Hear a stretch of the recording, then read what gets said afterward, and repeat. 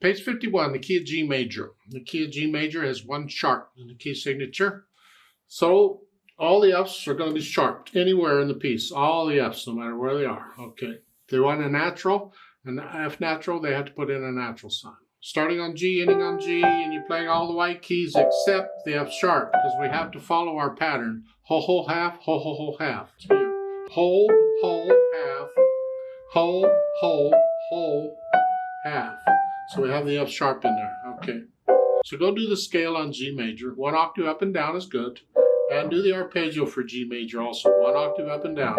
Again, it's the trill exercise and the tremolo exercise with the accents in the wrist that will do you the most good. Now the primary chords work the same way as all of them. It's the 1, the 4, and the 5, or 5, 7. So in G major, we're here. The 4, 1, 2, 3, 4. It's the C chord. It's a 1 chord in the key of C. It's a 4 chord in the key of G. It's always a C chord though. And then 5 is 1 more, or 5, 7. And in close position again, you take the top 2 notes from the 1 chord. The top 2 notes go up 1 note in the key.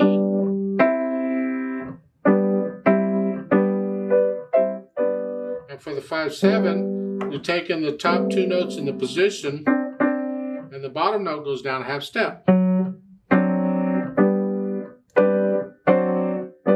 then we have the primary chords. Yeah, they all work the same way. You can play this thing in the middle. It's the same thing you've been playing in the other keys. Same rhythm, same whole thing. It's all repeated and everything. I want to play this thing at the bottom, and you play what that is. We'll do a duet. Well, you can do the duet. I'll give us 4 counts. Slowly now because of the 8th notes, but I don't want to go too slow because of the half notes. Ugh. So I'll give us 4 quarter note counts to come in.